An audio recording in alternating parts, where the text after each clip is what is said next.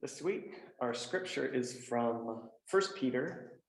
This is chapter 2, verses 2 through 10.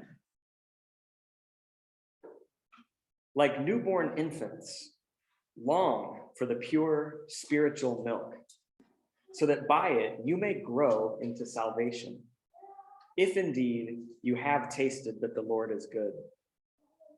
Come to him, a living stone, though rejected by mortals, yet chosen and precious in God's sight.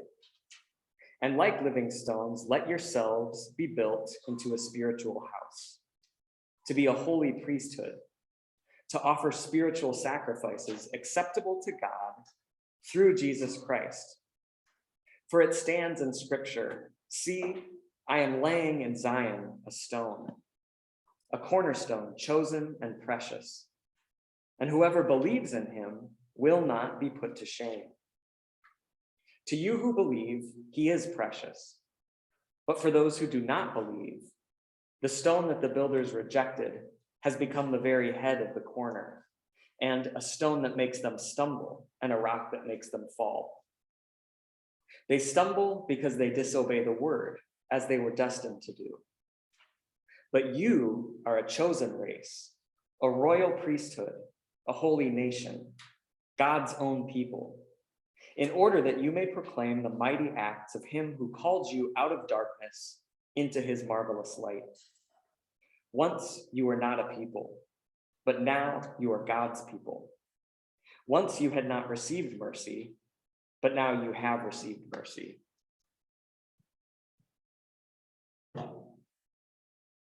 So a couple weeks ago, Chris preached on the opening passage of this letter. And he highlighted a single sentence from that passage, and I'm going to read it. Although you have not seen Jesus, you love him. And even though you do not see him now, you believe in him. And I think it's pretty obvious that this belief in something unseen, this applies to our own situation. Probably even more so now, thousands and thousands of years after this letter was written. And the writer of this letter, who I'm just going to refer to as Peter, he goes on to say that this salvation that they have received through Jesus, it was all prophesied in the Hebrew scriptures. And Chris's point was that to believe in things that we have not seen for ourselves, and to believe that God has spoken through the scriptures and continues to speak through them, this takes a pretty big leap of faith. And in fact, it is not just one leap of faith. I think we can all agree. Many, many leaps are involved. It's a continuing process. Before I jump into today's passage that I just read, I want to talk a little bit about who these people were that Peter was writing to. What was their world like? What situations did they find themselves in? And how was Peter trying to address those situations? So Peter opens his letter in the typical fashion of that time in the ancient world. So he identifies himself, says, "I am Peter, an apostle of Jesus Christ." And then he lists the people that he's writing to. So he writes, "To the exiles of the dispersion in Pontus, Galatia, Cappadocia, Asia, and Bithynia." Anybody been to those places? Anybody recognize those words or places? We don't really use them. Oh, I guess Asia. But these were regions of the Roman Empire that are sometimes called Asia Minor,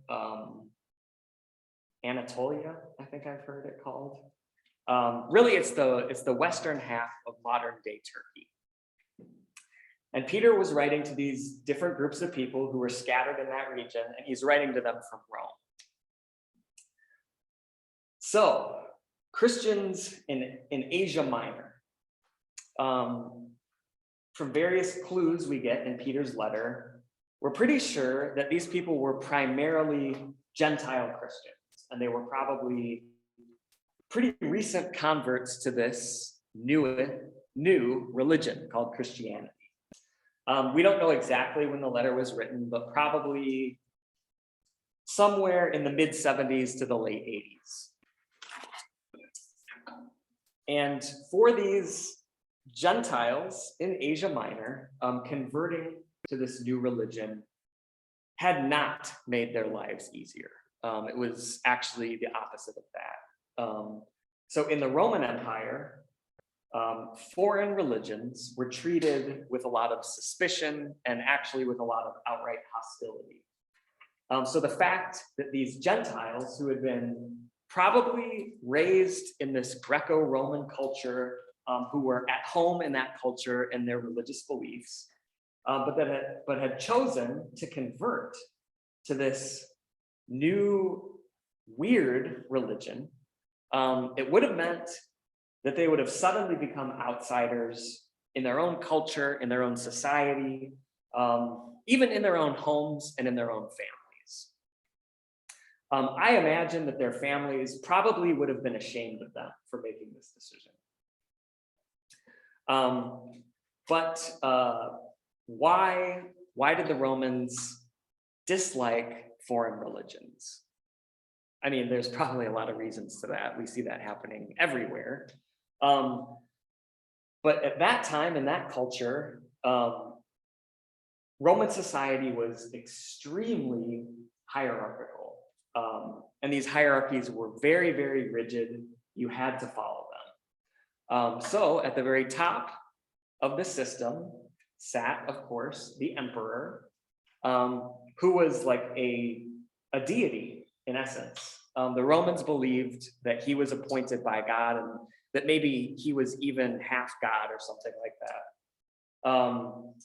And it was expected that throughout the entire empire, people would worship him ritualistically.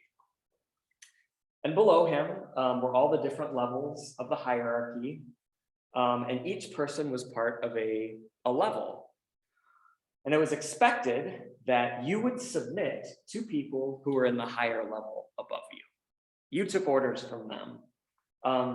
And this social hierarchy with the emperor at the top, the God emperor, this whole system is what gave the Roman Empire its structure and its stability, right? This was its foundation. It's what made it work. So if a person all of a sudden converted to a foreign religion, you can imagine that people were very suspicious and they actually saw it as a threat to the stability of the empire. And this system went into all parts of society, including into individual households and families. So, for example, women, you would have had a tougher time. Women were expected to submit to the men in their families. And the same was obviously true of slaves. So women and slaves essentially were at the bottom of the hierarchy. They were expected to be submissive and obedient. So this system, this is what made Romans suspicious of these foreign religions. They thought that maybe other religions would cause, to be blunt, they thought that other religions could cause slaves and women in particular to misbehave or to act up, disrupt society.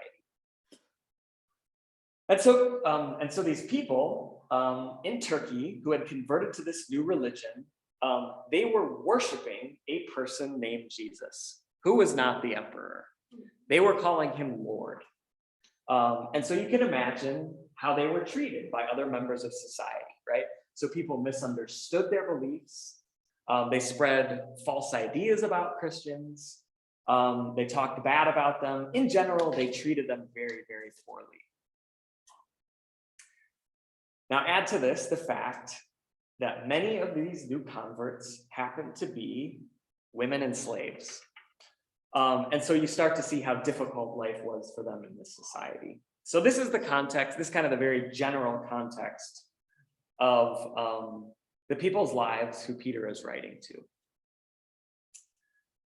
And so with this in mind, Peter's words to these people who have willingly chosen to be exiles in their own homes, in their own cultures, in their own societies, his words to them would have been incredibly powerful.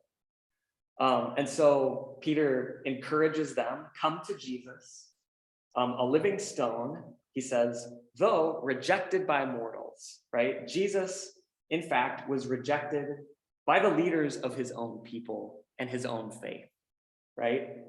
Rejected, yet chosen and precious in God's sight. So Peter, I think, is making an implicit comparison between Jesus and his experience of rejection and suffering, and the rejection that these new Christians are experiencing on behalf of their belief in Jesus. So Peter is saying, look, this happened to Jesus himself, and you are experiencing the same things. And he goes on to say, let yourselves be built into a spiritual house, which seems kind of odd, a house. But the metaphor is not accidental. I'm sure Peter chose it very carefully. A house or a home. And I think Peter's saying to this group of people, what you are a part of in this faith is actually a new household. There are different rules to this household. This is actually a new family created by God through Jesus.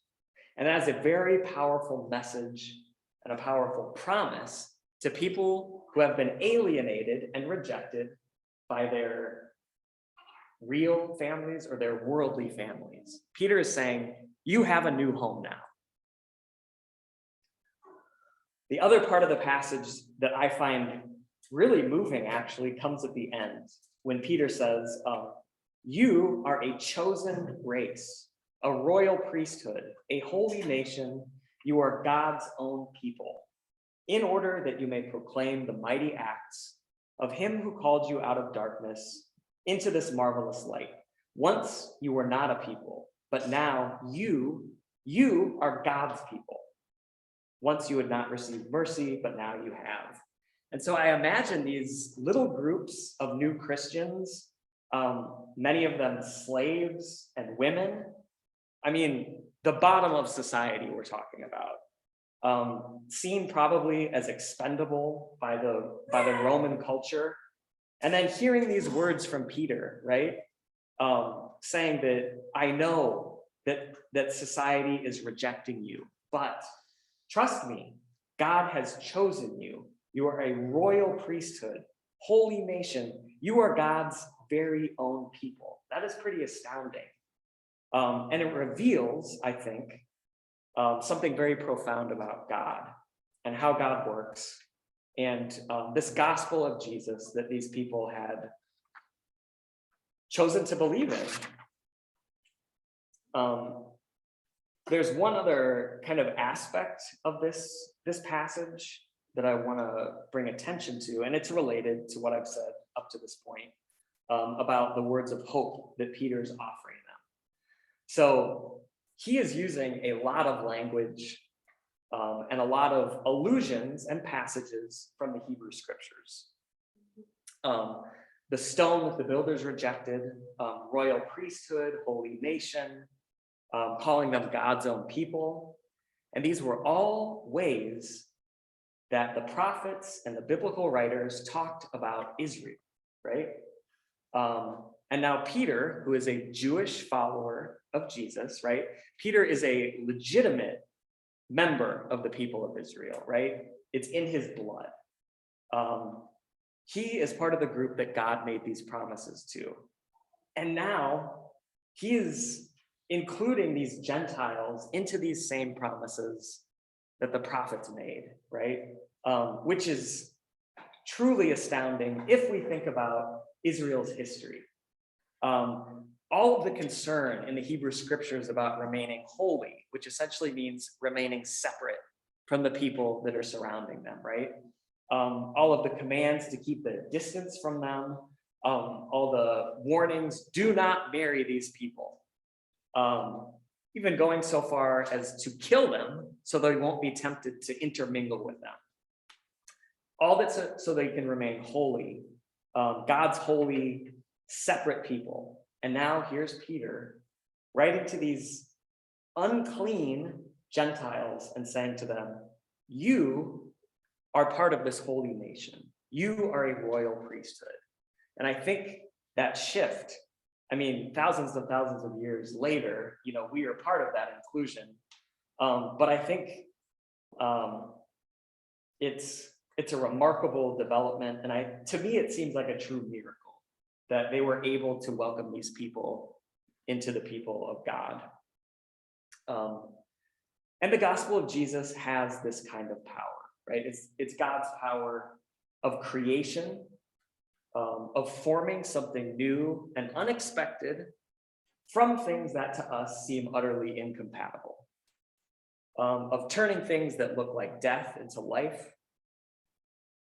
And so I guess what I want to leave us with is that when we leave, church on Sunday evenings, we go out into the world as this family we are here, created by God. I hope that we can see the world that seems so full of divisions, pain, disappointment. I hope that we can see it through the eyes of God and through Jesus's eyes, right?